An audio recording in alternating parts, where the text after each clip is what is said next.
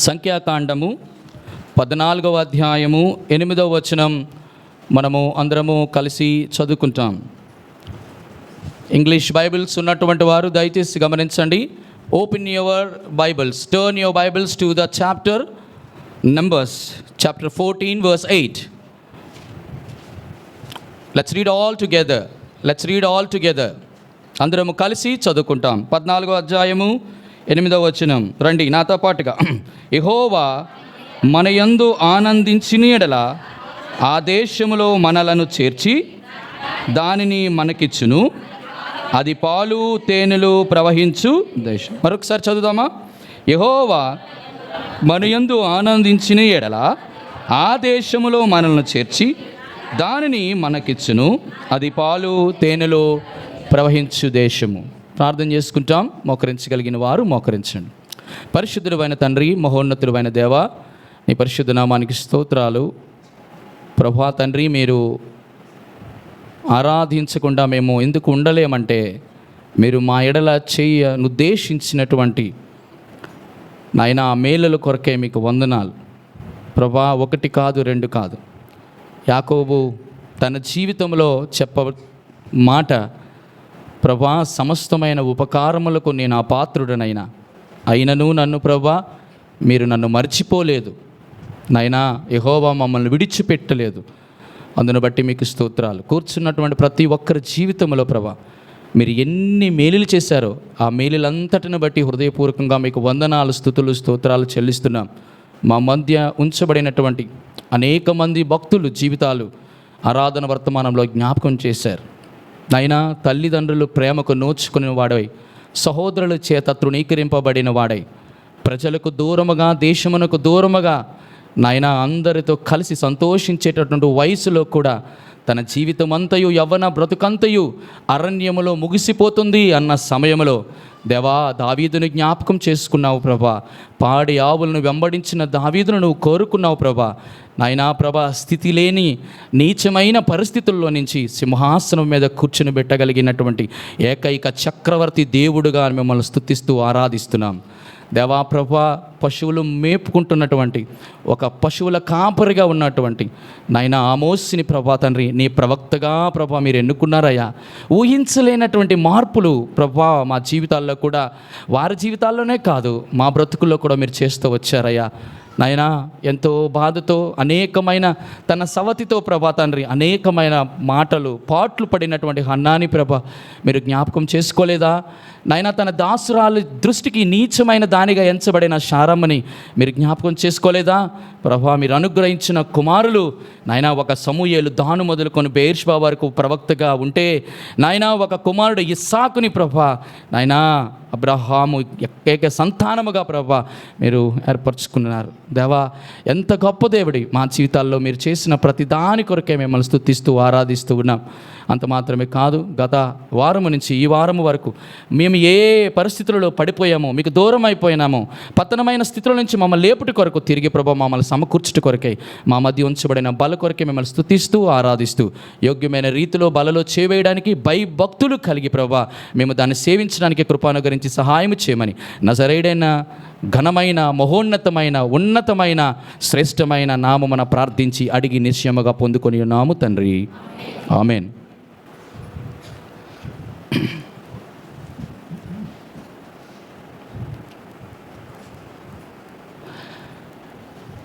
సంఖ్యాకాండము 14వ అధ్యాయము 8వ వచనములో ఒక శ్రేష్టమైన మాట మనము చదివినాం. యెహోవా మన యందు ఆనందించిన యెడల ఆ దేశములో మనలను చేర్చి దానిని మనకిచ్చును, అది పాలు తేనెలు ప్రవహించు దేశం. ఈ మాట ఎవరు చెప్పారు అనంటే ఆ పై వచనములో ఒక 2 వ్యక్తులు మాట్లాడినటువంటి సంభాషణ. ఎవరితోనంటే ఇజ్రాయేలు సమాజముతో.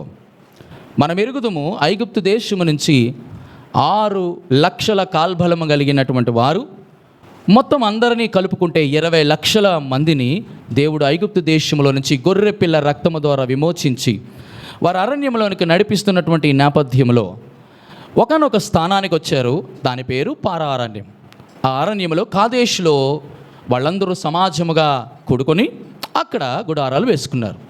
ఆ సమయంలో మోషే ఏం చెప్పాడు అంటే, మీరు 12 గోత్రాల వారు ఉన్నారు కదా, 12 గోత్రాల్లో ఒక్కొక్క గోత్రము చొప్పున మీరు దేవాది దేవుడు ఐగుప్తు దేశము నుంచి విడిపించి అరణ్యములో నడిపించి ప్రవేశింపజేయవలసినటువంటి కనాని దేశానికి మిమ్మల్ని తీసుకొని వెళ్ళటం కొరకు ముందుగా ఆ దేశం ఎలా ఉందో దయచేసి అందులో సంచరించి నాకు సమాచారము తెలియజేయమని యెహోవా మోషే ద్వారా 10 మంది గోత్రకర్తలలో పెద్దవారిని ఏర్పరచుకొని పంపించినాడు.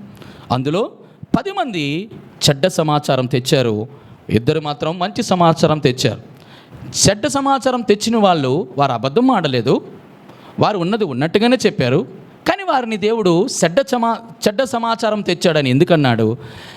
అసలు అక్కడ నిజమైనది వారు చెప్పింది నిజమే 2 కూడా, కానీ వీరు చెప్పింది మంచి సమాచారం అని ఎందుకన్నాడు? ఎందుకు అంటే వారు ఉన్నత దేహులు. అక్కడ ఉన్నటువంటి కనాను దేశంలో వారు అనాకీలు చూచారు. అనాకీలు అంటే బహు పరిక్రమశాలులు, బలత్కారులు. అనాకీలతో పాటు కనానీయులు, పెరిజీలు, హివీలు అటువంటి వారిని చూచి వారిని జడిచిపోయారు. వారు ఒక మహాభయంకరమైనటువంటి పరిస్థితికి లోనైపోయారు. వారు అన్నటువంటి మాటలు ఏంటో తెలుసా? అసలు ఊహించలేం. చూడండి, ఆ మాటని మరొకసారి మీకు జ్ఞాపకం చేస్తాను. 13వ అధ్యాయము సంఖ్యాకాండము 13వ అధ్యాయము 27-28 వచనాలు. వెళ్ళితిమి, దేశమే ఇవి, అయితే బలవంతులు, ప్రాకారము గలవి, గొప్పవి. అక్కడ అనాకీలను చూచితిమి. అమాలేకీయులు దక్షిణ దేశములో నివసించుచున్నారు.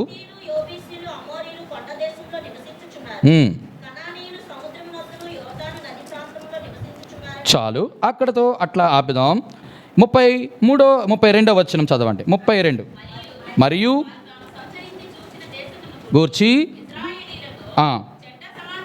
చెప్పి, మేము సంచరించి చూచిన దేశము తన నివాసులను భక్షించు దేశము, దానిలో మాకు కనబడిన జనులందరూ ఉన్నత దేహులు. అక్కడ నెఫీలులు సంబంధులైన అనాకపు వంశము నెఫీలులను చూచితిమి.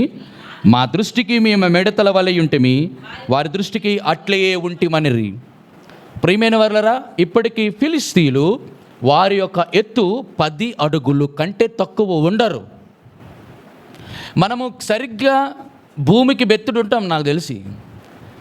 అటువంటి వారిని చూస్తే,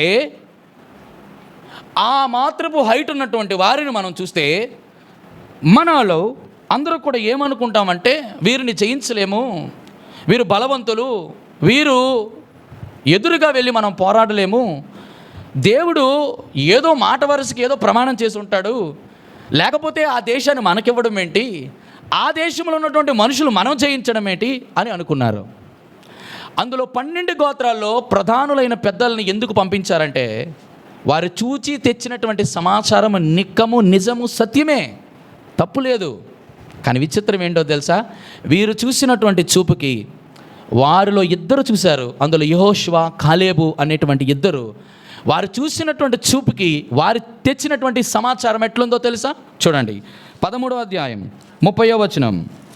సంఖ్యాకాండం 13వ అధ్యాయం 30వ వచనం. కాలేబు మోషే ఎదుట జనులను నిమ్మపరిచి, మనము నిశ్చయముగా వెళ్ళుదుము, దాన్ని స్వాధీనపరచుకుందాము, దానిని జయించుటకు మనకి శక్తి చాలు అనెను. దేవుని నామానికి మహిమ కలుగును గాక. ఎంత అద్భుతమైన మాట! ఏంటండి ఈ 10 మందిలో ఉన్నది, ఈ 2లో ఉన్నది?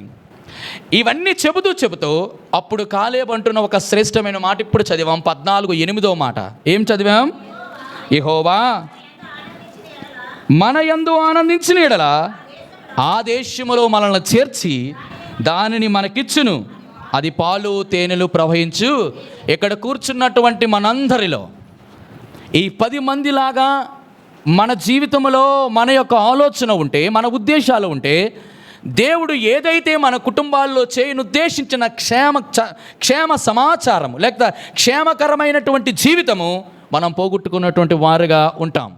ఇక్కడ దేవుడు అంటున్న ప్రాముఖ్యమైన మాట, ఐగుప్తులో ఉన్నప్పుడే దేవుడు మనకి చేసినటువంటి ఒక అద్భుతమైనటువంటి ప్రమాణం ఏంటో తెలుసా? మిమ్మల్ని ఐగుప్తు నుంచి విడిపించింది కనానులో ప్రవేశించటం కొరకే. ఈ లోకంలో నుంచి మనల్ని దేవుడు విడిపించింది పరమ కనానైనటువంటి పరలోక రాజ్యంలోనికి చేర్చడానికి. అయితే వారికి మనకు ఉన్నటువంటి డిఫరెన్స్ ఏంటి అనంటే, ఇక్కడ 12 మంది ఉన్నారు, వాళ్ళందరూ దేవుని యొక్క గొర్రె పిల్ల రక్తంతో విడిపించబడిన వారే. కానీ అందులో 10 మంది మాత్రమే. ఎందుకు ఇలా చెప్పారు? ఎందుకు ఇద్దరు మాత్రమే అలా చెప్పగలిగారంటే, వారిద్దరిలో వారి 2 గుంపులలో ఉన్నటువంటి వ్యత్యాసం ఏమిటి అని మనం ఇక్కడ చూడగలిగితే, అదంతా చెప్పుకుంటూ వచ్చి కాలేబు ఒక్క మాటతో దాన్ని తగ్గొట్టేశాడు. ఏంటో తెలుసా? యెహోవా మనయందు ఆనందించిన ఎడల దేశములో మనల్ని చేర్చి, ఏదైతే పాలు తేనెలు ప్రవహించి దేశంలో మనకు ఇస్తాడన్నాడో అందులో మనల్ని ప్రవేశింపజేస్తారన్నాడు. ప్రియమైన వారలారా, ఇక్కడ కూర్చుని మనందరి జీవితాలలో పరలోక రాజ్యాన్ని స్వతంత్రించుకోవడానికి ముందుగా మనము నిజ క్రైస్తవ జీవితాన్ని స్వతంత్రించుకోవడం కొరకు మనం మాట్లాడుతున్నాం. నిజ క్రైస్తవ జీవితాన్ని స్వతంత్రించుకోవడం అంటే అంత ఆసమాష విషయం కాదు. ఐగుప్తు దేశంలో గొర్రె పిల్ల రక్తము ద్వారా వారు విడిపించబడ్డారు. ఐగుప్తు దేశానికి సరి సమానంగా సాదృశ్యంగా ఉన్నటువంటి ఈ లోకంలో నుంచి ప్రభు అయిన యేసుక్రీస్తు వారు తన రక్తం ద్వారా మనల్ని విడిపించారు. వారికి మనకి పెద్ద తేడా ఏం లేదు. అక్కడ ఐగుప్తు దేశంలో గొర్రె పిల్ల రక్తం విడిపించింది. ఈ లోకంలో నుంచి మనం ప్రత్యేకపరచడం కొరకు యేసుక్రీస్తు ప్రభువు రక్తం ద్వారా మనం విడిపించబడ్డాం. అయితే ప్రాబ్లం ఏంటో తెలుసా? అక్కడ కనాను దేశానికి చేరే ముందు 40 సంవత్సరాల యొక్క అరణ్యములోని నడిపించాడు. మనం రక్షించబడిన తర్వాత కొత్త లోకంలోకి వెళ్ళలేదు. అదే పాత లోకంలో ఉన్నాం, పాప లోకంలో ఉన్నాం. అదే పాప స్వభావం ఉన్న మనుషుల మధ్య మన జీవితంలో నడిపించటం కొరకు దేవుడు ఏం చేశాడో తెలుసా? మన మనోనేత్రాలతో చూడమంటున్నాడు. ఏం చూడమంటున్నాడు? పరలోక రాజ్యం లేక నిజ క్రైస్తవ జీవితమును స్వతంత్రించడం కొరకు. నిజమే, మనం అందరం చూసాం, అందరూ ఇక్కడ చూశారు. ఏం చూశారు? ఎస్ ప్రభా, నా ముందున్నటువంటి సమస్యలు అనాకీలను పోలి ఉన్నాయి. నా ముందున్నటువంటి బాధలు, నా ముందున్నటువంటి అనారోగ్యాలు అనాకీలు వంశముతో పోల్చాడు. ఎందుకో తెలుసా? అక్కడ ఉన్నదేటో తెలుసా? చూడండి, సంఖ్యాకాండము 13వ అధ్యాయము 22వ వచనం. వారు దక్షిణ దిక్కున ప్రయాణము చేసి హెబ్రోనుకు వచ్చిరి. అక్కడ అనాకీలు అహీమాను, శేషయి, తల్మయి అని వారు ఉండిరి. చాలు. ఎవరున్నారు? అహీమాను, శేషయి, తల్మాను అనేవారు ఉండారు. వినండి జాగ్రత్తగా. నిజ క్రైస్తవ జీవితాన్ని స్వతంత్రించుకున్న తర్వాత మాత్రమే, మనము వారిని ఓడించిన తర్వాత మాత్రమే ఎక్కడున్నారు వీళ్ళు? హెబ్రోనులో ఉన్నారు. హెబ్రోను అంటే అర్థమేంటి? దేవుని సంఘం అనగా దాని అర్థమేంటి? దేవుని సహవాసంలో ఎటువంటి వారు ఉన్నారట? వినండి బాగా గమనించండి. దేవుని సంఘమట లోకములో ఉంది. లోకములో నుంచి సంఘం ఎలా ఉండాలి? ప్రత్యేకంగా ఉండాలి. విచిత్రం ఏంటంటే, హెబ్రోనులో అనగా దేవుని సహవాసములో ఎటువంటి వారు ఉన్నారట? లోకమే వచ్చి అందులో ఉందట. అనాకీలు లోకమును జ్ఞాపకం చేస్తుంది. లోకములో ఉన్నది కేవలం ఏంటి? 1 యోహాను రాసిన పత్రిక 2వ అధ్యాయంలో మనము చదువుతాం. బాగా గమనించండి. 1 యోహాను రాసినటువంటి పత్రిక చూడండి. 1 యోహాను రాసినటువంటి పత్రికలో 2వ అధ్యాయంలో 16వ వచనం. లోకములో ఉన్నదంతయు శరీరాశయు, నేత్రాశయు, జీవపు డంబమును తండ్రి వల్ల పుట్టినవి కావు, అవి లోక సంబంధమైనవి. వినండి, అనాకీలు లోకస్తులకి సంబంధించిన వారు. లోకస్తులు దేనితో అటాచ్మెంట్ అయితే అంటే, ఈ లోకానికి 3 కుమారులు ఉన్నారు. వారిలో ఎవరు పెద్దవాడంటే? 1 అహీమాను, 2వాడు శేషయి, 3వాడు తల్మయి. ఈ 3 కూడా లోకస్తులు ప్రేమించేటటువంటి 3 ప్రేమా కుమారులు. మొదటిది శరీరాశ, 2వది నేత్రాశ, 3వది జీవపడంబం. ఈ లోకంలో ఉన్నారు. ఈ లోకంలో ఎక్కడున్నారు వీళ్ళట? హెబ్రోనులో ఉన్నారు. హెబ్రోన్ అంటే అర్థం ఏంటి? దేవుడు ఏర్పరచుకున్న సహవాసంలో ఉన్నారు. ఇప్పుడు వీరిని ఏం చేయాలంట? వీరు 12 మంది వెళ్ళి చూశారు. చూసిన తర్వాత వారు అంటున్నారు, అమ్మో ఆ శరీరాశ, అమ్మో ఆ నేత్రాశ, అమ్మో ఆ జీవపడంబం. మా దృష్టికి అవి ఎలా కనబడుతున్నాయంటే బలవంతులుగా కనబడుతున్నారు. వారు పరాక్రమశాలులుగా కనబడుతున్నారు. నిజమే. ఈరోజు శరీరాశ, నేత్రాశ, జీవపడంబము ప్రపంచ మానవాళ నిజ క్రైస్తవ జీవితాన్ని చూచినప్పుడు అవి ప్రతి ఒక్కరికి ఎలా కనబడుతున్నాయి? అయ్యా, మేము లోకాశని జయించలేకపోతున్నాం, మా నేత్రాశని జయించలేకపోతున్నాం, మా జీవపు డంబాన్ని మేము అతిశయాన్ని మేము జయించలేకపోతున్నాం. కారణం ఏంటి? వీరు అందరూ కూడా ఈ మాటలు చెప్పిన వారు 12 గోత్రాల్లో ఉన్న 10 గోత్రాలకు సూచన. కానీ ఇద్దరు ఏం చెప్పారో తెలుసా? వినాలి నా వైపు చూసి. వీళ్ళిద్దరు ఏం చెప్పారో తెలుసా? అది మంచి దేశమే, అది మనం స్వాధీనపరచుకోబోతున్నాం, మనము దాన్ని జయించుటకు మన శక్తి చాలు. కారణం ఏంటి? దేనిని బట్టి అట్లా మాట చెప్పారు? దేన్ని బట్టి చెప్పగలరా ఈ మాట? ఒకే ఒక మాట, అందరూ దేవుని బిడ్డలే. అక్కడ ఆ మాట కంక్లూజన్ చెప్పినప్పుడు నాకు అప్పుడు అనిపించింది, ప్రభా దీన్ని నేను ఎలాగ అర్థం చేసుకోవాలి అన్నప్పుడు సంఖ్యాకాండం 14:8 ఆ మాట చెప్పి కంక్లూడ్ చేశాడు. ఏం చెప్పాడు తెలుసా? యెహోవా మన యందు. ఈ మాట చదివినప్పుడు నేను కొంతసేపు ఆగి ధ్యానించడానికి ప్రయత్నం చేశాను. యెహోవా మన యందు. విచిత్రం ఏంటో తెలుసా? ఆనందించుడి, మరలా చెప్పుదును, ప్రభునందు ఆనందించుడి. అవునా కాదా? విచిత్రం ఏంటో తెలుసా?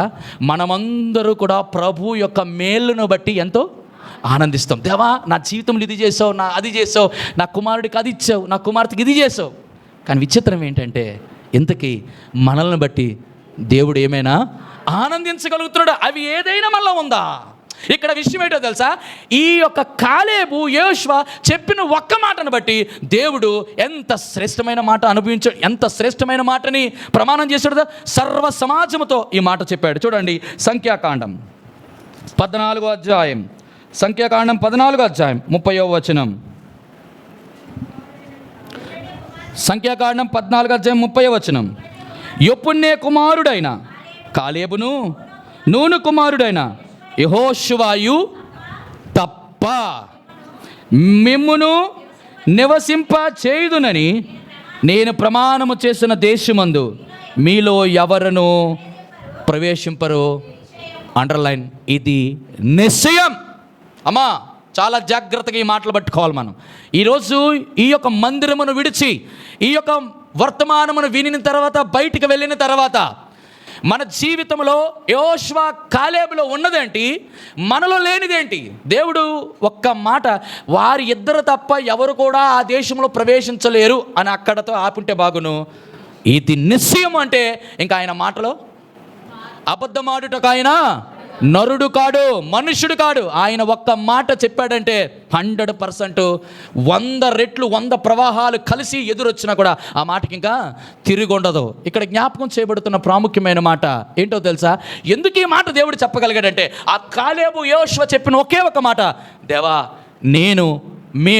మేమందరం కూడా యెహోవాను ఆనందం పరుస్తున్నాం.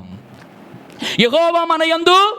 ఇంతకీ ఆ కాలేబు యోషువలో దేవుణ్ణి ఆనందపరిచే విషయం ఏంటి చెప్పండి? ఇప్పుడు చెప్తాను. ఇప్పుడు అది ప్రశ్న.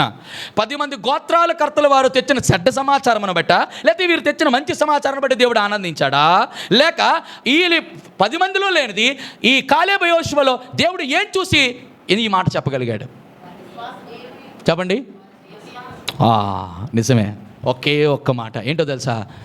ఏ మాట అయితే ఐగుప్తు దేశం నుంచి విడిపించినప్పుడు ఆయన మాట చెప్పాడో, ఏ వాగ్దానం ఇచ్చి వారిని అరణ్యంలో నడిపించాడో ఆ వాగ్దానాన్ని వాళ్ళు ఏం చేశారు? గట్టిగా పట్టుకున్నారు. ఈరోజు చాలామంది జీవితాల్లో ఎక్కడ పడిపోతున్నామో తెలుసా? ఆత్మీయ జీవితంలో ఎక్కడ తెలుసా? నిజమైన స్వతంత్ర జీవితాన్ని మనం పట్టుకోలేకపోతున్నాం తెలుసా?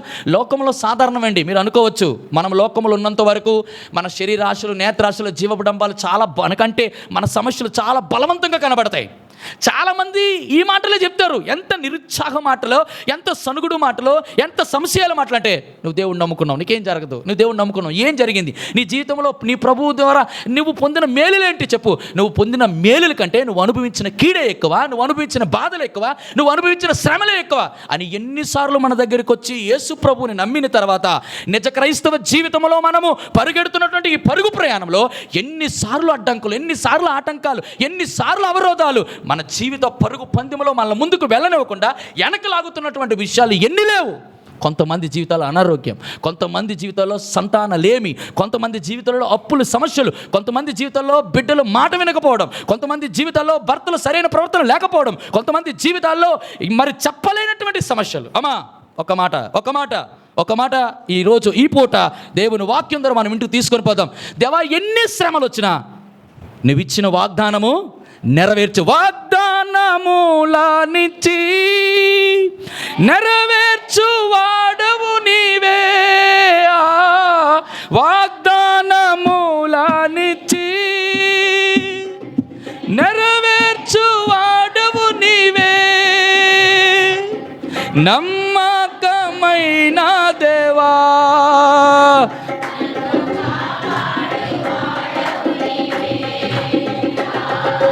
నమ్మకమైన దేవా, నన్ను కాపాడు వాడవు నీవే. ప్రభువా నిన్ను నీ ఆడేదన్. Praise the lord. దేవుని నామానికి మహిమ కలుగును గాక. ప్రియమైన వర్లరా, ఆ ఒక్క మాట చాలండి. నా వైపు చూడాలి. You don't turn your attention to other people. I'm seriously talking. దేవుని వాక్యం విన్నప్పుడు మిగతా వాళ్ళని పట్టించుకోకండి. దేవుని వాక్యం మీద మన లగ్నం ఉన్నప్పుడు ఇతరులు ఎవ్వరూ కనబడరు. మీరు ఎప్పుడైనా బల్లకి సమీపించినప్పుడు మన యొక్క ఆలోచన ఎలాగుండాలంటే, నేను నీట్ ఎగ్జామ్ రాస్తున్నాను, నేను జేఈ మెయిన్స్ ఎగ్జామ్ రాస్తున్నాను, నేను ఫైనల్ ఎగ్జామ్ రాస్తున్నాను, నేను ఒక కాంపిటేటివ్ ఎగ్జామ్ రాస్తున్నాను. ఎందుడు వెనక రాస్తున్నాడా లేదా, యువతలో డేట్ రాస్తున్నాడా లేదా, నాకంటే బాగా ఆ టైంలో చూడడానికి అవుతుందా? ఇచ్చిన 2.5 గంటల టైంలో నువ్వేం చేయాలి? క్వశ్చన్ పేపర్ చదవాలి, దాన్ని అటెంప్ట్ చేయాలి, దాన్ని కంప్లీట్ చేయాలి. ఇది పరీక్షా కాలం, ఇది పరీక్షా సమయం. ఒకరిని ఒకరు పరీక్షించుకోవడానికి లేదు, మనలో మనమే పరీక్షించుకొని యోచించుకొని యోగ్యమైన రీతిలో బలలో చేయడానికి కృప దేవుడికి అనుగ్రహించును కాక. విచిత్రం ఏమిటో తెలుసా? చెప్పబడుతున్న ప్రాముఖ్యమైన మాట, వాగ్దానాన్ని ఏం చేశారు వీళ్ళు? నమ్మారు. అది రావాలి మనకి. ఆ ఒక్క వాగ్దానం కొరకు వాళ్ళు అన్నారు తెలుసా, నేను ఒక్కొక్కసారి అనుకుంటాను, ప్రభువా 20 లక్షల మందిని నువ్వు ప్రేమించి మోషే లాంటి సేవకుని ఏర్పాటు చేసుకొని ఆయనకి సహకారిగా అహరోన్ని ఇచ్చి వారితో పాటు తన అక్కనైన మిర్యామును జోడించి వారిని విడిపించావు కదా, ఏంటి ప్రభువా పరలోక రాజ్యానికి మరీ 0.0000.5%, 1% కూడా లేదు. 20 లక్షల మంది, అంతమంది, ఇద్దరు ఎంతమంది అండి? ఒక్కొక్కసారి ఆలోచించినప్పుడు ప్రభువా ఇంత సంఘము రేపు వెళ్తుందా, ప్రభువా అక్కడికి వెళ్తుందా? ఆయన అన్నమాట సార్, నేను ఈ లోకమునకు వచ్చినప్పుడు నేను విశ్వాసమును కనుగొనునా. ఏం విశ్వాసం ఉందో తెలుసా వీరిద్దరిలో? దేవుడు మన జీవితంలో వాగ్దానం, నేను ఎప్పుడు అనుకుంటాను దేవుడు వాగ్దానం 2025 సంవత్సరాలు ఇచ్చాడు, కానీ ఈ రోజు వరకు నెరవేర్చబడలేదు. ఒక్క మాట మీకు చెప్పనివ్వండి, దేవుడు వాగ్దానం చేశాడంటే నెరవేర్స్తాడా లేదా? నువ్వు బ్రతికున్నప్పుడు నెరవేర్చినటువంటి వాగ్దానం కూడా నువ్వు మరణించిన తర్వాత నీ బిడ్డల విషయంలో కూడా దేవుడు నెరవేర్చకుండా ఉండడు. నమ్మిన వారు గట్టిగా దేవునికి స్తోత్రం చెప్తారా? చెప్పండి. దేవుని మా నామానికి మహిమ కలుగును గాక. నేను ఎంత సంతోషిస్తానంటే, ఇది దేవా నేను ఉన్నప్పుడు ఆ వాగ్దానం కొరకు ఏడ్చి గీపెట్టి ఓర్చుకొని ప్రభా నేను గట్టిగా పట్టుకున్నాను, నేను మరణించాను. కానీ విచిత్రం ఏంటో తెలుసా, ఎంతోమంది బిడ్డలు వారి తల్లిదండ్రులు మరణానంతరం ఆ వాగ్దానం వారి బిడ్డలు వాళ్ళ మనవల్లో దేవుడు చేశాడండి. దేవుని నామానికి మహిమ కలుగును గాక. అట్టి రీతిగా దేవుని వాగ్దానాన్ని వీళ్ళు పట్టుకున్నారు, పరలోక రాజ్యానికి లేక కనాను దేశానికి వెళ్ళడానికి ప్రయత్నం చేశారు. ఇప్పుడు విచిత్రం చూడండి, క్రొత్త నిబంధనకి మనం మార్చడానికి ప్రయత్నం చేస్తాం. ఇప్పుడు వారిలో ఉన్నదేంటి? విశ్వాసమే. అవునా కదా? మనం అందరము విశ్వాసం ఉన్నామా లేదా? విశ్వాసం ఉంటే మనం ఎవరమో తెలుసా? గలతీయులకు రాసినటువంటి పత్రిక, గలతీయులు రాసినటువంటి పత్రిక 3వ అధ్యాయం 26వ వచనం. గలతీయులు రాసిన పత్రిక 3:26. యేసు క్రీస్తునందు మీరందరూ విశ్వాసము వలన దేవుని కుమారులై అన్న, దానికి దీనికి ఎలాగన్నా మీరు కనెక్ట్ చేశారు? అసలు విశ్వాసానికి, కుమారుడికి, అక్కడ ఉన్నటువంటి కాలేబు యెహోషువకి ఎలా కనెక్ట్ చేశారు? ఎలా కనెక్ట్ చేస్తారో చెప్తాను. మత్తయి సువార్త 3వ అధ్యాయం 17వ వచనం. మత్తయి సువార్త 3వ అధ్యాయం 17వ వచనం. మరియు ఇదిగో ఈయనే నా ప్రియ కుమారుడు, ఈయన యందు నేను ఆనందించుచున్నాను. ఇప్పుడు ఈ వచనానికి మరొక వచనాన్ని కనెక్ట్ చేద్దాం. సంఖ్యాకాండం 14:8. సంఖ్యాకాండం 14:8. యెహోవా మన యందు ఆనందించున్నాడలా చాలు. యెహోవా మన యందు. ఇప్పుడు గమనించండి, యెహోవా మన యందు ఆనందించాలంటే మనం ఏమై ఉండాలా? తన ప్రియకుమారుడై ఉండాలి. మనం ప్రియకుమారులై ఉండాలంటే మనం దేని బట్టి దేవునికి కుమారులుగా మార్చబడ్డాం? విశ్వాసమును బట్టి. ఇక్కడ విశ్వాసము చూపించిన కాలేబు యోషువలు దేవునికి ఎలాగున్నారు? ఇప్పుడు కుమారులుగా ఉన్నారు. అంటే వీరిద్దరిని బట్టి దేవాది దేవుడు 12 గోత్రాల్లో 10 మంది గోత్రాలు తెచ్చిన చెడ్డ సమాచారం వల్ల వారిని అసహించుకున్నాడు. వీరిద్దరిని బట్టి దేవుడు అంటే మన జీవితాల్లో నిజ క్రైస్తవ జీవితం మీద పోరాటం చేసి ఆ పోరాటంలో మనం గెలుపు పొందాలంటే, మనకున్న సమస్యలన్నిటినీ మనం జయించాలంటే మనకు ఉండవలసినది ఒకటే, మొదటి యోహాను రాసిన పత్రిక 5వ అధ్యాయం.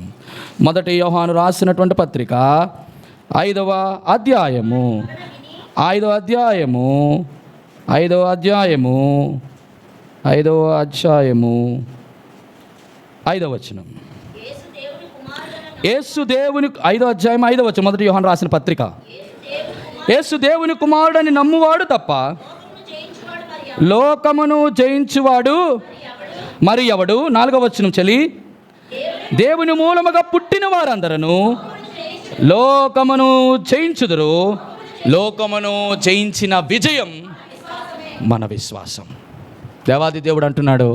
ఇప్పుడు ప్రశ్న ఏంటంటే, మనము ఎందుకు దేవుని కుమారులమా? మనమందరము దేవుని కుమార్తెలమా?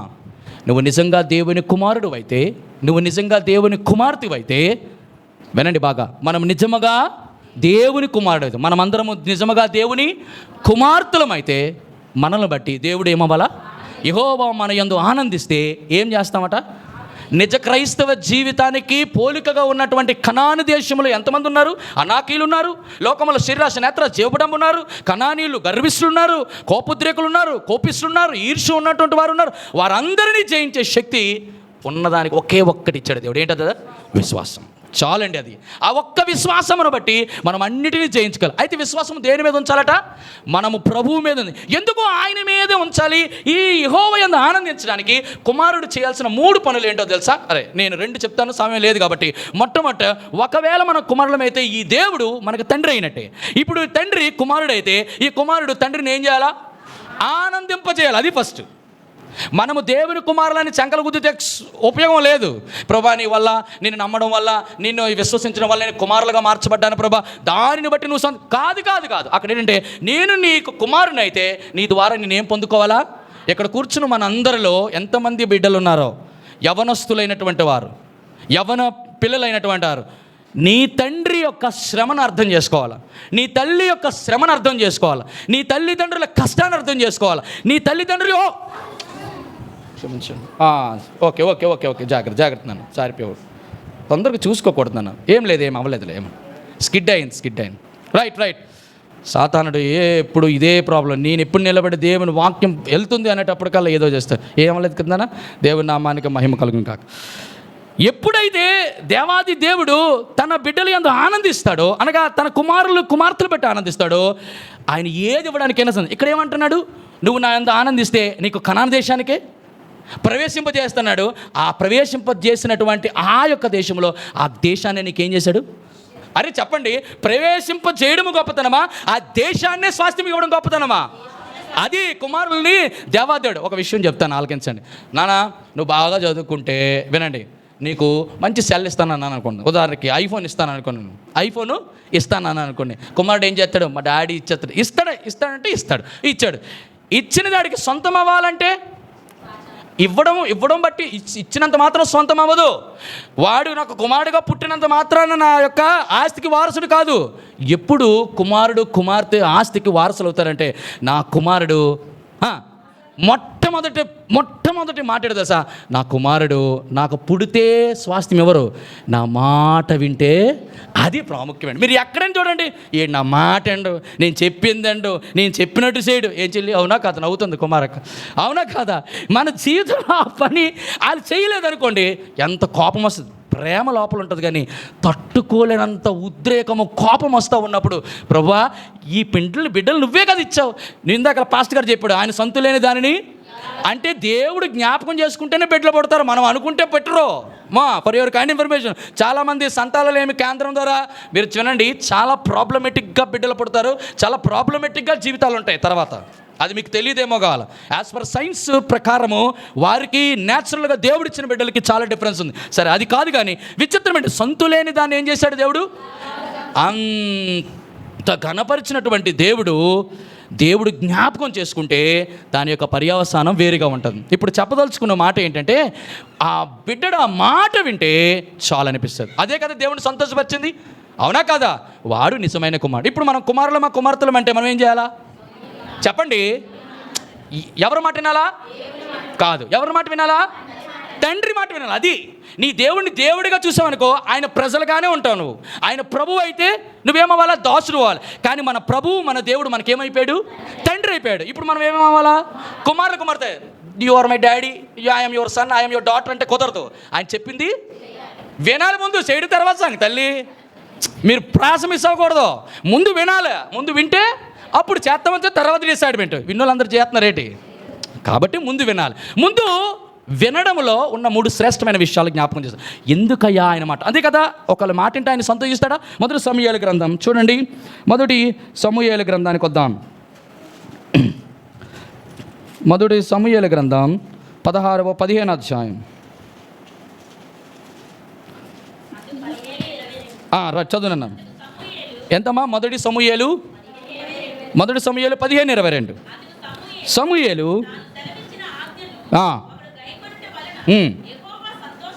యెహోవా సంతోషించినట్లు ఒకటి దహన బలులను అర్పించుట వలన చాలా. మామా చెల్లి తమ్ముడా ఒక మాట వినండి. మన దేవుడు, మన తండ్రి, మన ప్రభువు, మనము ఎంత కానుకిస్తామో, మనము ఎంత గొప్పగా ఆయన్ని సేవిస్తామో దానికంటే దేవుడట ఒక మాట చెప్తే ఆ మాటని మనము వాగ్దానం కింద తీసుకొని ఆ మాట వింటే చాలట. ఎందుకో తెలుసా? వినడం అనేది గొప్ప ధన్యత. వినడం అనేది ఆయన మాట ఎక్కడ వినిపిస్తాడు? దేవుడు వాక్యము ద్వారా, ఆయన సేవకుల ద్వారా వినిపిస్తాడు. వినిపించినప్పుడు ఏమవ్వాలా? మనం వినాలి. చేయడం అంటారేమో అనుకున్నాను. ముందు వినాలి. వింటే ఆయన ఏమవుతాడట? అబ్బా నువ్వు నాకు ఎన్ని ఇచ్చినా ఇవ్వను. చూడండి, మీరు కానుకలు ఇవ్వండి, ఎన్ని రకాలైన పరిచర్యలు చేయండి, ఏదైనా అన్నిటికంటే మొట్టమొదటి దేవుని మాట. ఇప్పుడు దేవుడు ఏ మాట ఇచ్చాడు? ఏ మాట చెప్పాడు వినడానికి? బాగా గమనించండి. ఇంతకీ దేవుడు ఏ మాట చెప్పాడు అనేది చాలా ప్రాముఖ్యం. ఆయన మాట వింటే, ఆయన ఎందుకు మాట వినమన్నాడో ముందు చూద్దాం. తర్వాత ఆయన మాట ఏం చెప్పాడో మనం చూసి ముగిస్తాం. వినండి, మళ్ళీ ఒకసారి చెప్పనా? ఆయన మాట వింటే, చెప్పండి, ఆయన మాట ఎందుకు వినమన్నాడో మనం తెలుసుకోవాలి. అసలు ఫస్ట్ ఎప్పుడైనా మా డాడీ ఈ మాట చెప్పారు కదా, ఈ మాట అసలు ఎందుకు నేను వినాలి అనేది ఫస్ట్ ప్రశ్న రావాలి. ప్రతి వారికి, యవన బిడ్డలకి, యవనస్తులకి, ప్రతి ఒక్కరు కూడా నా దేవుడు చెప్పిన మాట నేను ఎందుకు వినాలి అనే ప్రశ్న నీకు వస్తే అప్పుడు ఆన్సర్ ఈ విధంగా వస్తుంది. నెంబర్ 1 చూడండి, ఒక చక్కటి మాటను మీకు జ్ఞాపకం చేస్తాను. మొట్టమొదట ఆయన మాట వినడంలో ఉన్నటువంటి శ్రేష్టతను మీకు జ్ఞాపకం చేస్తాను. చూడండి, కీర్తనల గ్రంథం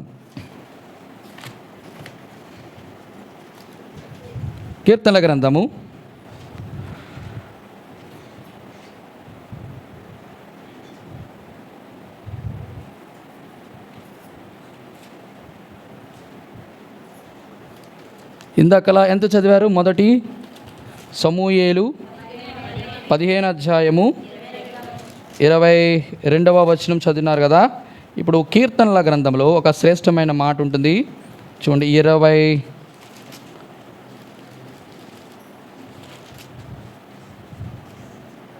ఒక చక్కటి మాట. ఆయన మాట వినుట ద్వారా, నా ఆజ్ఞలు గైకొనుట ద్వారా అనే మాట.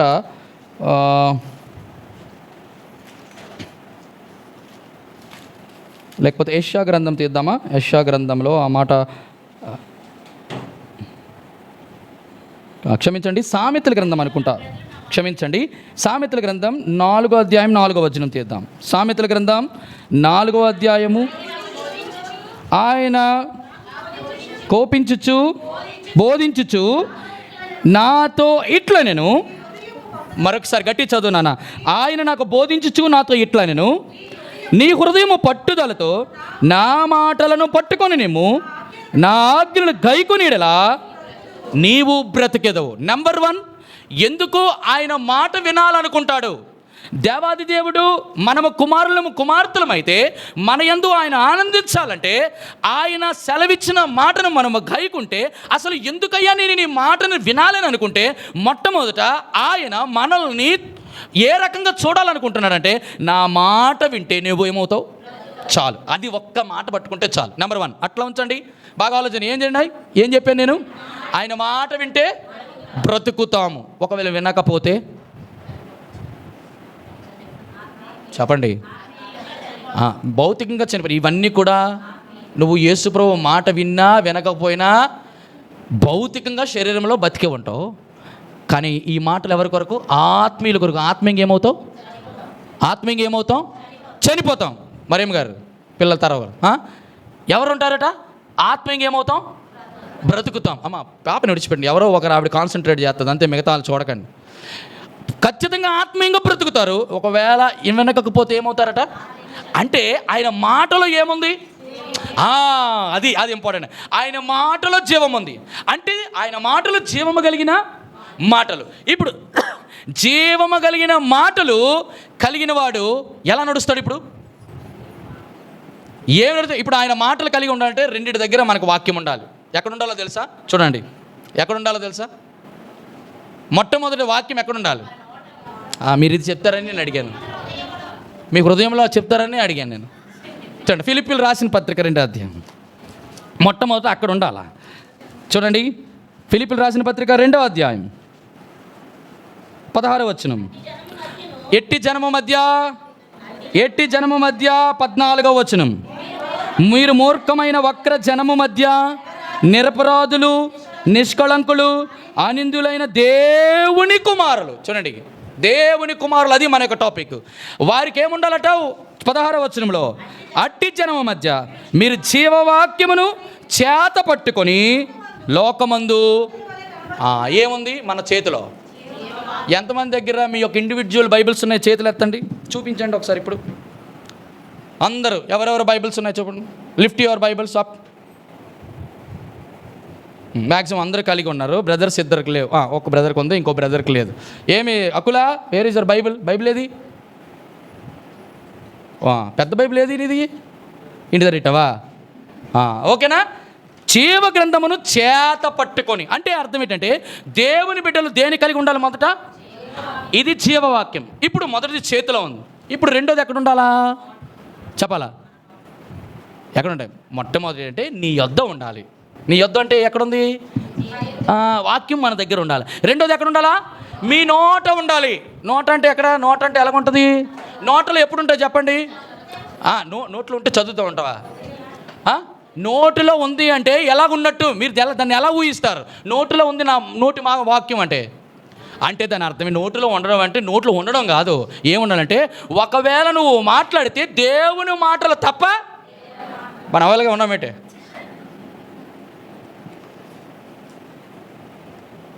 అరామికు సంస్కృతంలో అన్ని భాషలు కలిపి కొత్త లాంగ్వేజ్ కనిపెడతామేమో. కొన్నిసార్లు మనకి చాలా జోబియల్గా ఉంటుంది. కానీ ఏ నోటితోనైతే దేవుని మందిరానికి వచ్చి ఆరాధన చేస్తున్నావో అదే నోటి మాటని చూసి ఆ మధ్యకాలంలో గొప్ప సేవకుడండి, ఎంత గొప్ప సేవకుడంటే, అయ్యా నువ్వు ఒక్కసారి నా ఇంటికి వచ్చి ఒక్క అడుగయ్యా, నా ఇంటిలోకి వచ్చి ఒక్క అడుగయ్యా అని అంటే, అమ్మా నేను చాలా బిజీగా ఉన్నాను, పరిచర్యలో ఆయా ప్రదేశాలకి దేవుని వాక్యం ప్రకటిస్తాను, నీ దగ్గరికి రావడానికి నాకు టైం ఉండడం లేదు, నాకు కొంచెం గ్యాప్ ఇయ్యమ్మా, మంచి రోజు క్షమించండి మంచి సమయాన్ని చూసుకొని ఇంట్లోకి వచ్చి అడుగు పెట్టి నీకు వాక్యమును బోధించి మీ ఇంట్లో భోజనం చేస్తానంటే, అయ్యా ప్రతిసారి ఆ గ్రామానికి వెళ్ళి సువార్త ప్రకటించినప్పుడు, దేవుని వాక్యాన్ని సభల్లో ప్రకటించినప్పుడు ఇదే మాట ఆవిడ, అయ్యా నీ ఒక్క కాలు మా ఇంట్లో పెట్టండి. అమ్మా నా ఒక్క కాలు పెట్టడం కాదు, 2 కాలు కూడా నీ ఇంట్లో పెడతాను తల్లి కొంచెం. అంటే ఇంతలో ఒకరోజు ఆ ప్రాంతానికి సాధారణంగా మీటింగ్స్ అనేవి నైట్ పూట జరుగుతాయి, యాక్చువల్గా సభలు అనేవి. ఆ రోజు ఎందుకో ఆ సేవకుడు ఆ యొక్క ఊరికి వెళ్ళి దేవుని వాక్యం ప్రకటించడానికి మధ్యాహ్నం ఆహ్వానించబడ్డాడు. ఆ టైంలో ప్రియమైన వాళ్ళరా, ఏ ఆవిడైతే ఈ సేవకుని ఎంతో ఇబ్బంది పెట్టింది, ఒక్కసారి రావయ్యా మా ఇంటికి రాయ్యా ప్రార్థన చేయాలని, వెంటనే ప్రియమైన వాళ్ళరా ఇంకా ఇంకా ఆ యొక్క ప్రాంతానికి వెళ్ళక మునుపు తన పక్కన ఉన్నటువంటి సహకారులు, అయ్యా మన ప్రతిసారి ఒక ఆవిడ మనల్ని అడిగి ఇంటికి రమ్మని చెప్తుంది కదా, ఒక్కసారి వెళ్ళి ప్రార్థన చేసి వద్దామని చెప్పేసి ఆ సేవకుడు అతనితో పాటు ఉన్న సహకారులు నడుచుకుని వెళ్తున్నారు. ఇంతలో వెళ్తూ ఎదురుగా అదే టైంలో అదే సమయానికి అద్భుతమైనటువంటి చాలా రోజుల తర్వాత, ఆ మధ్యకాలం 2-3 రోజుల నుంచి ఆ ఊరికి నీరు రాలేని పక్షమున పైపు దగ్గర ఉంది ఆవిడ, బిందులు పట్టుకుంది వరుసగా పెట్టిందన్నమాట. ప్రియమైన వాళ్ళారా, మీరు చెప్పితే అబద్ధం, ఆ సేవకుడు చెప్పగా నేను నా చెవులారా ఆ యూట్యూబ్లో నేను చూశాను, విన్నాను ఆ మాట. నేను అందుకే ఈ మాట ప్రకటిస్తున్నాను. అమ్మ మామూలు సంస్కృతం కాదు, మామూలు భాష కాదు, అది ఎక్కడి నుంచి నేర్చిందో తెలియదు, ఆ మాటలు ఎక్కడి నుంచి వచ్చిందో తెలియదు, మహాభయంకరమైన దూషణకరమైన మాటలు మాట్లాడుతూ ఉంది.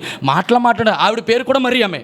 మరొకసారి చెప్తున్నాను, ఆవిడ పేరు కూడా అలాగని మరియమ్మలు అందరూ కూడా అవే మాట్లాడతారనే ఉద్దేశం కదా. ఆవిడ పేరే మరియమ్మ గారు నేను ప్రతిసారి వస్తాను అనలేదు కదా. ఒక్కసారి ఆవిడ మాట్లాడుతుంది, ఈవిడేమో వెనక తిరిగి ఉంది, ఆయనేమో వచ్చిన తర్వాత మరియమ్మ గారు అన్నది. అమ్మ ఈ స్వరం ఎంతైనా గొర్రె కాపల స్వరం తెలిసిపోతే ఈ జనం. మరియమ్మ అనగానే అమ్మ వచ్చాడ్రా బాబు అనుకున్నది కదా. ఎంత బాధ అండి. అప్పుడు వెనక్కి తిరిగి నెమ్మదిగా అయ్యగారు మీరు ఎప్పుడు వచ్చాడండి అని ఆయన ఏమనంటే నువ్వు మొదలెట్టినప్పుడే వచ్చానమ్మా అన్నాడు. ఎప్పుడన్నావా నేను ఎప్పుడు వచ్చానంటే నువ్వు సంస్కృతం స్టార్ట్ చేసినప్పుడు వచ్చాను తల్లి అనంట. ఆ మాట చూసి హృదయం తల్లడిల్లిపోయింది ప్రియమైన వర్లారా. ఎందుకమ్మా నా కాలు పెట్టాను, నేను ఒకవేళ కాలు పెట్టాను అనుకో, ఈ 2 కాళ్ళని దానిలో ఎట్టామనుకో, ఆ కాలు పట్టి దేవుడు నన్ను లాగాడు అనుకో, బుర్రేదో పగిలిపోయి చెప్పవలసిన ప్రసంగం చేయకుండా నేను ఏది చెప్పుకుని వెళ్తానో నాకు తెలియదు. కాబట్టి అటు రీతిగా ఉండకూడదని అదొక చిన్న ఉదాంతం ఒక సేవకుడికి చెప్పగా విన్న ఉదాంతాన్ని మీకు చెప్తున్నాను. ప్రియమైన వాళ్ళరా, జ్ఞాపకం చేయబడుతున్న ఒక ప్రాముఖ్యమైన వాక్యము మన యొద్ద చేత పట్టుకున్నప్పుడు జీవ జ్యోతుల వల్లే దేవుడు కనబడుతున్నామని ఎంత సాక్ష్యం ఇస్తే, మన నోట వచ్చినటువంటి మాటను బట్టి మన సాక్ష్యాన్ని కోల్పోగా ఇక్కడ అంటున్నాడు, నా నోట నీ వాక్యం ఉంటే ఆ వాక్యము ద్వారా ఆరాధన చేస్తావు, ఆ వాక్యమును అనుసరించి ఆ దేవుణ్ణి స్తుతిస్తావు, ఆ వాక్యము ద్వారా అనేక ప్రజల దగ్గరికి వెళ్ళి దేవుని సువార్త ప్రకటిస్తావు. అదే నోటిలో దేవుని వాక్యం ఉంటుండగా చెప్పండి, వెలుగుకి చీకటికి ఏమైనా సాంగత్యం ఉందా? స్తుతించడానికి, దేవుని సేవించడానికి, ఇతరులనితో బూతు మాటలు మాట్లాడడానికి ఏమైనా ఉందా? అయ్యో ఈ కళ్ళు దేవునికి అర్పించినామే, ఈ నోటిని దేవునికి అర్పించినామే, మన హృదయాన్ని దేవునికి అర్పించినామే, మరి ఇంకెట్లా? దేవుడు మనము బైబిల్లో ఉన్న ప్రతి మాటను మనం అర్థం చేసుకుంటూ, దానిలో ఉన్న ప్రతి మాటని మనం కోరుకుంటూ దేవుని కుమారులుగా మార్చబడితే, దేవా నేను వీడు నా కుమారుడు, వీడిని అందరూ నేను ఆనందిస్తానంటే, దేవుడు మొట్టమొదటి చూసేది ఏమిటి అంటే ఆయన మాట వింటే నువ్వేమవ్వాలట? బ్రతకాలి. ఆత్మీయంగా ఎంతమంది బ్రతికున్నాం మనం ఈరోజు? అయ్యా నేను ఆత్మీయంగా చచ్చిపోలేదు. ఒకవేళ ఇంకా ఆత్మీయంగా ఇదే మాటలను బట్టి ఇంకా దేవుడు మాట వినకుండా దేవుని మాటకి అవిధేయతగా చూపిస్తే, దేవుడు ఒక్క మాట చెప్తున్నాడు. చూడండి, ఎఫెసీయులకు రాసినటువంటి పత్రిక దగ్గరికి వద్దాం. ఎఫెసీయులకు రాసినటువంటి పత్రిక చూడండి, 5వ అధ్యాయం 14వ వచనం. ఎఫెసీయులకు రాసిన పత్రిక 5:14. అందుచేత నిద్రించుచున్న నీవు మేల్కొని మృతుల నుండి లెమ్ము, క్రీస్తు నీ మీద ప్రకాశించునని ఆయన చెప్పుచున్నాడు. ఇంకా దేవుని మాటకి లోబడకుండా ఉన్నటువంటి ప్రతి ఒక్కరూ ఒక్క మాటలో చెప్పాలంటే ఆత్మీయంగా చచ్చిన వారితో సమానం.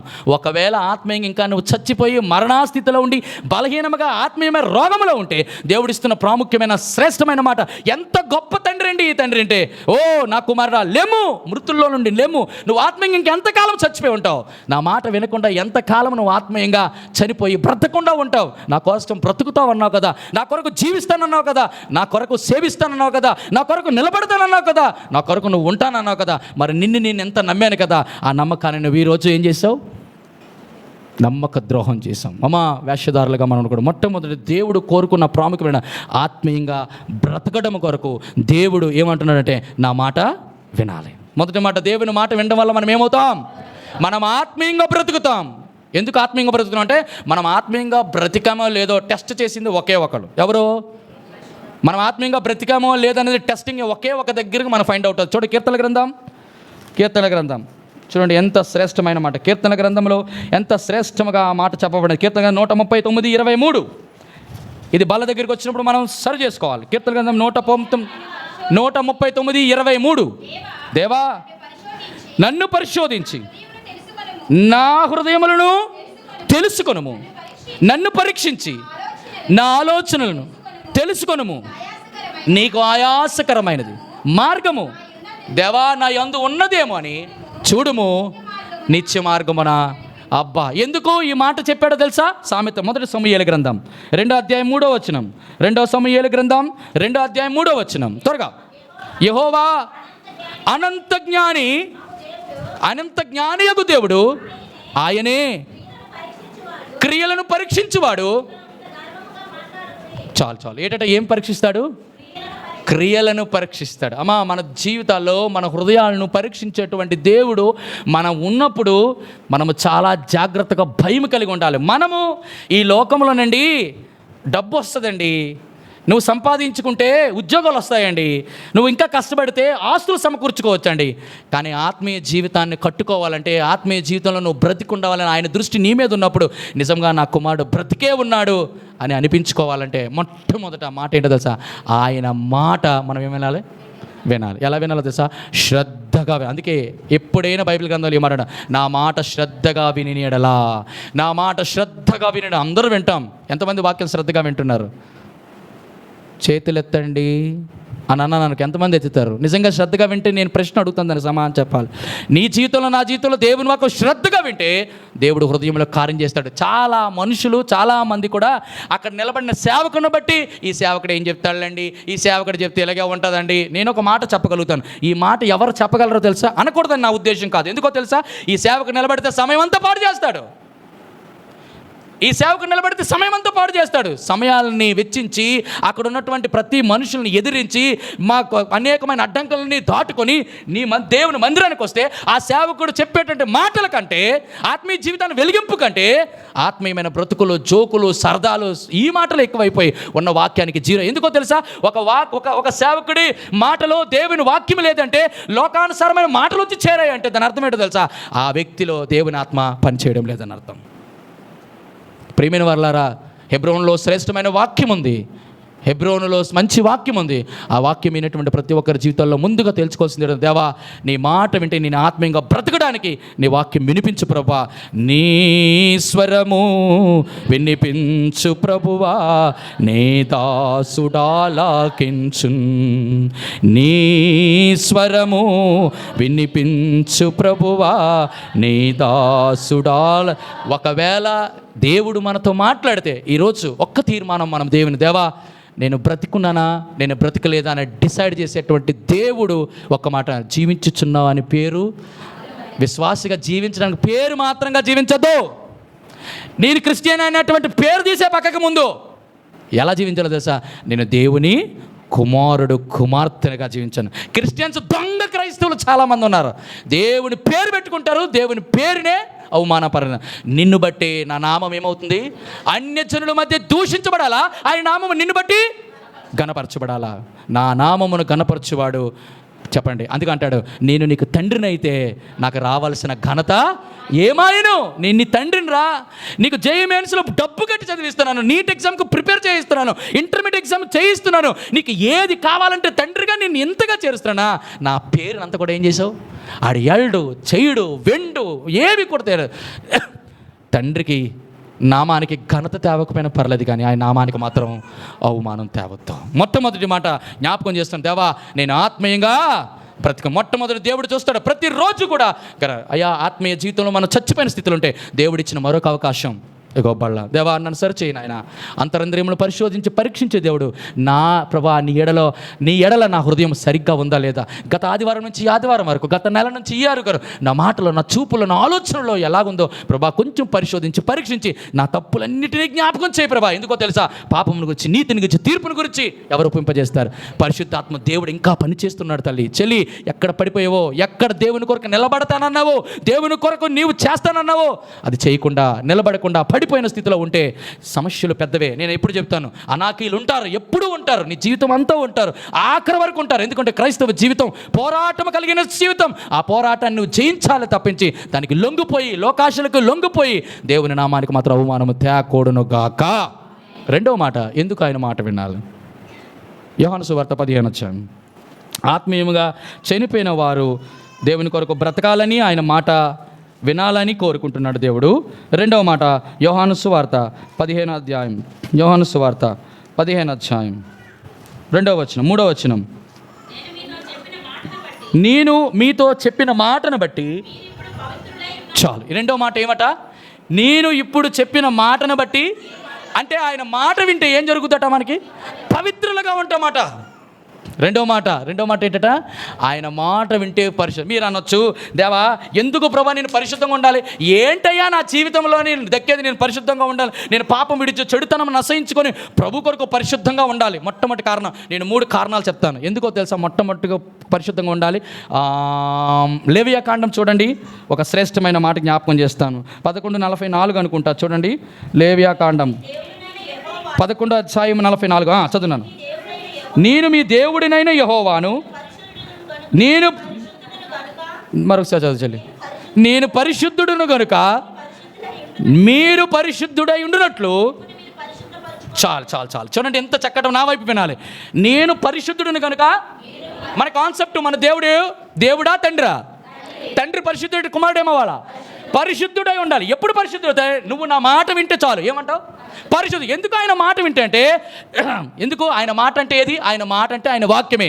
అందుకే 119 కీర్తన 9:6 వచనంలో ఏమన్నది? నేను పాపము చేయకుండానట్లు నీ వాక్యమును నా హృదయం. ఆయన మాట వింటే, ఆయన వాక్యం వింటే, ఆ వాక్యం నీ హృదయంలో ఉంటే పాపము చేయాలన్నటువంటి ఆశ కూడా పోద్దండి. పాపం చేయాలంటే ఎంత ఆశ తెలుసా? పాపం నేను ఖచ్చితంగా చెప్పగలను, పాపం చేయాలంటే ప్రతి ఒక్కరికి, అన్యుల కంటే క్రైస్తవులకి చాలా ఆశ. ఎందుకో తెలుసా? వాళ్ళకి అవకాశం ఉంది, మనకు అవకాశం లేదు. ఒక్కసారి అవకాశాన్ని ఆ గోడ కానీ ఎరగొడితే మనకు మించినటువంటి సైనికులు ఇంకెవడో ఉండడు. మనం అంత పోరాటం చేస్తాం. మనకు అవకాశం లేక దేవుడు అనవసరంగా ఇది చూడొద్దు అన్నాడు, ఇది చేయొద్దు అన్నాడు, వాడికి వెళ్ళొద్దు అన్నాడు, ఇది ఉండొద్దు అన్నాడు కాబట్టి చేయట్లేదు. కానీ లేకపోతే దేవుని కృప చాలా ఉంది. బ్రదర్ మీరు పాపం చేయండి బ్రదర్, దేవుని మందిరంకి వచ్చి ఒప్పుకోండి బ్రదర్, దేవుడు మిమ్మల్ని క్షమిస్తాడని అంటే, సిగరెట్ కాల్చకూడదంటే, మందు తాకూడదంటే, అక్కడికి వెళ్ళకూడదంటే, ఆ గుడిసెలో దూరకూడదంటే, వాళ్ళతో మాట్లాడద్దంటే, దేవుడు ఇవన్నీ చెప్పి నువ్వు ఏమైనా చెయ్యి, నువ్వు వచ్చి దేవుని మందిరం కానుక అప్పగించి ప్రభా నన్ను క్షమించు అని చెప్పితే ఎంతమంది చేయరో? చేస్తారా చేయరా? ముందు మనకు అనుమానం ఏమొస్తుందో తెలుసా? వీడు అసలు దేవుడానా అని. అవునా కాదా? ఇంతకీ నేను వీడు అని ఎందుకు అన్నాను? ఎవరినన్నాను? అలా చెప్పేవాడు దేవుడు కాదు. నా దేవుడు ఏమంటున్నా అక్కడ చెప్తాను, నేను పరిశుద్ధుడును గనుక మీరు కూడా అలాగ ఉండాలి. నీ తండ్రి పరిశుద్ధుడు అయితే ఏమవ్వాలి? నువ్వు పరిశుద్ధుడు. అమ్మా, తండ్రి తాగుబోతే అయితే కుమారుడికి రే నువ్వు తాగొద్దు అని చెప్పడానికి లేదు. నువ్వు నీ తండ్రి సిగరెట్ చేస్తా, స్మోకింగ్ చేస్తానంటే రే smoking is injurious to health నువ్వు చెప్పొద్దు నాయన. ఎందుకు? నువ్వే సిగ తాగుతావు, నువ్వే తిరుగుతావు, నువ్వేం బిడ్డలకి చెప్పడానికి లేదు. బిడ్డల్ని నువ్వు అలాగ ఉండాలి. నేను తండ్రిని రా, నేను అలాగే. నా పెద్దోడు చిన్నోడు కాదు. ఇప్పుడు పిల్లలు చాలా ఎదిగారు మన మీద. వాళ్ళకి చాలా కంప్యూటర్ నాలెడ్జ్, భూ జియోగ్రఫీ, హైగ్రఫీ, ಮತ್ತು హిస్టారికల్ నాలెడ్జ్, జియోగ్రఫీ నాలెడ్జ్ అన్నీ మనకంటే ఎక్కువ తెలుసు. నీ చేతిలో మా అయితే డబ్బా ఫోన్ ఉపయోగించావు నీవు. వాడు ఏం చేశాడు తెలుసా? ప్రపంచాన్ని వాడి చేతిలో ఉంది. ఆట ఆడిస్తాడు తల్లిదండ్రులని. జాగ్రత్త ప్రియమైన వాళ్ళ, మనం నిలబడి బిడ్డలకి ఏం చెప్పాలా? చేయకూడదని. అప్పుడు వింటారండి. వినకుండా నా తండ్రిని మనసును బాధపరుస్తున్నాను, నా తండ్రి పుట్టినప్పటి నుంచి ఇంతవరకు కూడా నా కళ్ళ ఎదురుగా ఈ రోజు వరకు అట్లాంటి పరిస్థితి లేదు కదా, అలాగ ఉన్నారు కదా అని ప్రభు కొరకు ఎంత నమ్మకం ఉన్న తల్లిదండ్రులు బట్టి బిడ్డలు కూడా అలాగే ఉంటారు. రెండవ మాట పరిశుద్ధత. అమ్మా, మనం అందరం ఎందుకు ఉండాలా? ఆయన మాటను బట్టి పరిశుద్ధత అంటే దాని అర్థం ఏంటంటే, ఎందుకు నేను పరిశుద్ధంగా ఉండాలంటే, మొట్టమొదటిగా నా దేవుడు, నా తండ్రి ఏమిటి? అది లేకపోతే వేస్ట్ అండి. మనము యెహోవా మన యందు ఆనందించడు, మనం దేవుని కుమార్తెలము కాదు. రెండో మాట చెప్పరా? శ్రేష్టమైన మాట, ₹1,00,00,000 మాట, అద్భుతమైన మాట. యెహోషువ గ్రంథం చూడండి. యెహోషువ గ్రంథం 3వ అధ్యాయం. యెహోషువ గ్రంథం 3వ అధ్యాయం 5వ వచనం. మరియు యెహోషువ, రేపు యెహోవా మీ మధ్య అద్భుత కార్యములు చేయును గనక మిమ్మును మీరు ఏం చేసుకోవాలా? పరిశుద్ధపరచుకోనండి. అమ్మా, నీ కుటుంబంలో ఈ మాటను రాసి పెట్టుకోండి. ఇది వాగ్దానంగా మీరు తీసుకోనండి. నీ ఇంటిలో కానీ మహా అద్భుతం జరగాలంటే, భర్త కాదు కదా, భార్య కాదు కదా, కుమారులు కాదు కదా, అప్పుల సమస్యలు కాదు, ఏదైనా గమనించండి. నీది ఏదైనా తీరాలంటే మొట్టమొదటిగా దేవుడు కోరుకున్న పరిశుద్ధత నీలో ఉండాలి. హలో, అందరు వింటున్నారు ఈ మాట? మరొకసారి చెప్తాను, దేవుడు కోరుకున్న పరిశుద్ధత నీలో, నీ ఇంటిలో, నీ ఒంటిలో ఉంటే ఖచ్చితంగా దేవుడు నీ కుటుంబంలో, నీ ఇంటిలో ఆయన అద్భుతం చేయడానికి సామర్థ్యం కలిగినాడు. నా జీవితంలో ఏ అద్భుతం జరగట్లేదయ్యా, నా జీవితంలో ఏ ఆశ్చర్యకార్యాలు జరగట్లేదయ్యా, నా ఇంట్లో ఏ ఉపకారాలు, నీకు ఏ మేలు జరగట్లేయా, నా జీవితం అంతా ఇలాగే ఉందంటే కారణం ఏంటో తెలుసా? దేవుడు కోరుకున్న పరిశుద్ధత, దేవుడు కోరుకున్న నీతి, దేవుడు కోరుకున్న నమ్మకత్వం, దేవుడు కోరుకున్న యథార్థత మన ఇంటిలో, ఒంటిలో లేదు. అందువల్లే దేవుడు అద్భుతాలు చేయలేకపోతున్నాడు. ఆయన అద్భుతకరుడు అండి, ఆశ్చర్యకరుడు, ఆలోచనకర్త. మనందరి జీవితంలో చేసి మన జీవితంలోనే ఎందుకు చేయట్లేదు? మన సమస్యను ఎందుకు పోవడం లేదు? మన యొక్క ఈ కోరిక ఎందుకు సిద్ధింపజేయట్లేదు దేవుడు? కారణం ఒకటే, దేవుడు కోరుకున్న పరిశుద్ధత. దేవా, ఇంతకీ కోరుకున్న పరిశుద్ధత ఏంటి? దేవుడు కోరుకున్న పరిశుద్ధత చాలా సమయం దానికి బోల్డంతా నేను చెప్పగలను, కానీ అవన్నిటినీ నేను క్రోడీకరించి నేను చెప్పలేను. ఒక్క మాటలో నేను చెప్పగలుగుతాను. ఏంటో తెలుసా? ఆయన పరిశుద్ధతకి నువ్వు చేయాల్సింది ఆయన మాట లేక ఆయన వాక్యానుసారంగా బ్రతకడమే, అంతే. That's all. ఆ ఒక్క మాట చాలండి. దేవా, నీ మాట చెప్పు, నేను బ్రతుకుతున్నాను. లేదా టెస్ట్ మీ, ఎగ్జామిన్ మీ, నన్ను పరిశోధించి నన్ను పరిశీలన చేసుకో ప్రభా. నిజంగా యేసుక్రీస్తు ప్రభువారు ఒకవేళ మన విశ్వాసాన్ని కానీ పరీక్షిస్తే ఆ యోషువ కాలేబు లాంటి విశ్వాసం ఉందంటారా? అనాకీలు చూశాడు, వాళ్ళు చూడగానే భయం వేసింది అందరికీ. కానీ ఆ ఇద్దరికి మాత్రం దేవా వారిని జయించడానికి మాకున్న శక్తి చాలు. ఎందుకో తెలుసా? ఈ మాట ఎందుకు చెప్పారా? లోకంలో ఉన్నవాడి కంటే నాలో ఉన్న దేవుడు గొప్పవాడు. నీ జీవితంలో అద్భుతం జరుగుతుంది, ఇది నమ్ము, ఇది వాగ్దానం. ఎటువంటిదైనా దేవుడు అద్భుతం చేయగలడు. మన దేవుడు అద్భుతగలుడు కాదా? అంత నమ్మి దేవుని దగ్గరికి వచ్చి ఆరాధించి ఆయనకి అన్ని ఇచ్చి ఆయన సేవిస్తున్న నీకంటే దేవుడు ఎవరికి చేస్తాడు. ఎందుకు చెప్తాను నీ మాట తెలుసా? ఈ ప్రపంచంలో నాకు తెలిసి దేవాదేవుడికి ఇష్టమైన వ్యక్తి ఒకే ఒక ఉన్నారు, ఆయన యేసు ప్రభువారు. ఆ యేసు ప్రభువారు నీ కొరకు ఇచ్చేశాడంటే ఆయనకంటే ఇంకేది ఎక్కువ? ఏదైనా చేయగలడు. దేవుని నామాన్ని మహిమ కలుగును గాక. మొదటిది ఆయన పరిశుద్ధుడు కనుక నువ్వు పరిశుద్ధంగా ఉండవు. నెంబర్ 2, నీ జీవితంలో అద్భుతం జరగాలి కనుక నువ్వేం చేయాలా? చాలు, నేను ఇంకెక్కువ సమయం ఇంకా చెప్పాలంటే ఇంకొక మాట చెప్తాను. పరిశుద్ధ గురించి చెప్పడం అంటే చాలా. హెబ్రీలు రాసిన పత్రిక 12:14 చూడండి, ఎంత చక్కటి మాట. హెబ్రీలు రాసినటువంటి పత్రిక 11వ అధ్యాయము లేక 12వ అధ్యాయము 14 అందరితో సమాధానమును పరిశుద్ధతయు కలిగి ఉండుటకు ప్రయత్నించుడి. పరిశుద్ధత లేకుండా ఎవడను ఆ మధ్యకాలంలో వచ్చి అరే నువ్వు యేసుప్రభు నమ్ముకోగా నీ దేవుడు నాకు చూపించగలవా అన్నాడు. ఏటట? నువ్వు దేవుడినిట నేను చూపిస్తాను, కానీ ఎంతకు నువ్వు పరిశుద్ధుడివా కాదో చెప్పాను. సింపుల్ మాట. ఇటు దేవుడు నువ్వు చూసేయాలంటే ఆయన పరిశుద్ధుడు మూడిటిలో ఆయన పరిశుద్ధుడు. ఏటి మూడిట్లో అంటే తెలుసా? ఆయన ఆలోచనల్లో, ఆయన ఊహలలో, ఆయన తలంపులలో కూడా. అంటే నాకు తెలుసా క్రియలు పక్కన పెట్టాడు. తర్వాత ముందు ఆయన ఊహ అంటే అర్థం ఏంటి? ఎవడైనా నా ఊహకి ఇంకా రాకమునిపే మన తలంపుని ఎరిగిన దేవుడు. అంత మహాపరిశుద్ధుడు నువ్వు చూడాలనుకుంటే నీ కళ్ళు ఏం చూస్తాయి? అందుకే కాబట్టి నీ జీవితంలో నా జీవితంలో ఎందుకు దేవుడు పరిశుద్ధత కలిగి మనల్ని ఉండమంటే రోజు కూడా తను ప్రత్యక్షపరచుకోవాలనుకుంటాడు. మీరు ఎప్పుడు అనుకోవచ్చు యేసుప్రభు మీకు ఎవరైనా యేసుప్రభు కనబడ్డా? ఇదేంటి ఈ ప్రశ్న ఎలాగుంది? యేసుప్రభు కనబడ్డా? ఆ వాక్యమే శరీరధారి అయి, వాక్యమే, ఆయన వాక్యము చదువుతుంటే ఆయన్ని కనపరుచుకుంటాడు. ఇంతకు వాక్యం చదువుతున్నామా లేదా? మన వాక్యం చదవకపోతే, వాక్యం వినకపోతే ఆయన మనల్ని కనపరుచుకొడతాలి. నీ జీవితంలో నా జీవితంలో దేవుడు పరిశుద్ధుడు, నీ తండ్రి కాబట్టి నువ్వు పరిశుద్ధంగా బ్రతుకు. నువ్వు పరిశుద్ధుడు కాబట్టి నీ జీవితంలో గొప్ప అద్భుతాలు చూడు. ఆయన పరిశుద్ధుడు కనుక తను ప్రత్యక్షపరచుకొని ఎప్పుడు నువ్వు ఆశ కలిగి జీవించు. అటు రీతిగా దేవుడు తన మాట ద్వారా మనందరినీ పరిశుద్ధపరచును గాక. లాస్ట్ బట్ నాట్ లీస్ట్, కీర్తన గ్రంథం 106. కీర్తన గ్రంథం ఈ ఒక్క మాట చెప్పి మనకు ధ్యానాన్ని ముగిస్తాం. కీర్తన గ్రంథం 106 20వ 107 క్షమించండి, 107:20. ఆయన తన వాక్కును పంపి వారిని బాగు చేశాను. మరొకసారి అందరూ చెప్తారా? అందరూ కలిసి చదువుదాం. ఆయన, నేను చెప్తాను ఆయన తన వాక్కును పంపి వారిని బాగు చేశాను. ఆయన తన వాక్కును పంపి వారిని బాగు చేశాను. నేను ఒక్క మాట చెప్పగలుగుతున్నా ప్రియమైన వాళ్ళారా, ప్రార్థన చేయడానికి ముందుగా ఆయన తన మాట ద్వారా ప్రతి ఒక్కరిని ఏం చేస్తాడు? ఎందుకు బాగు చేయడం అంటే ఏంటో తెలుసా? ఆత్మీయ జీవితాన్ని బాగు చేస్తాడు. ఆత్మీయ జీవితం బాగు చేయడం అంటే ఆ జీవితం ఏమైంది? పడిపోయిన దానిని మనం ఏం చేస్తాం? బాగు చేస్తాం. నాశనమైన దానినే బాగు చేస్తాం. ప్రియమైన వారు ఇక్కడ కూర్చున్న నా జీవితాల్లో మన ఆత్మీయ జీవితం కానీ సరిగ్గా లేకపోతే, కట్టడానికి కష్టపడితే దాన్ని కట్టుకోలేకపోతున్నామంటే, ఇంకా దేవునికి నచ్చినట్టుగా ఆ యొక్క కట్టడం లేకపోతే ఈ ఒక్క ప్రార్థన, దేవా మనం బల్ల దగ్గరికి సమర్పించినప్పుడు, దేవా ఒక్క మాట ద్వారా ఈరోజు నాతో మాట్లాడావు, ఆ మాట ఒక్కటే నేను ఆత్మీయంగా బ్రతకడం కొరకు నీ మాట వినాలన్నావు. ప్రభా నా జీవితంలో నేను పరిశుద్ధంగా బ్రతుకుట కొరకు నీ మాట వినాలన్నావు. అన్నిటికంటే నా ఆత్మీయముగా నేను బలము కలిగి ఆరోగ్యముగా ఉండడం కొరకు నీ మాట వినావు. ప్రభా అట్టి రీతిగా ప్రభా నీ మాట వినటి ద్వారా నీ ప్రియమైన కుమారుడిగా నేను మార్చబడినట్లు, నిన్ను సంతోషపరచినట్లు ప్రభా నీ కృప నాకు అనుగ్రహించిన దేవుని బల దగ్గరికి మనం సమీపించి అడిగితే ఆయన అంటాడు, యోషువ కాలేబులు తప్ప ఎవ్వరు కూడా కనాన దేశం చేరలేదు, ఇది నిశ్చయం, వారిని తప్ప నేను ఎవరిని ప్రవేశింపజేయలేదు అన్నటువంటి దేవుని వాగ్దానాన్ని మనము పట్టుకొని ముందుకు వెళితే దేవుడు నిశ్చయముగా నీ కుటుంబంలో అద్భుతములు జరిగించి దేవుడు నీ యొక్క కుటుంబంలో ఆ యొక్క సరిహద్దును విశాలపరిచి నీ కుటుంబాన్ని ఏం చేస్తాడో తెలుసా,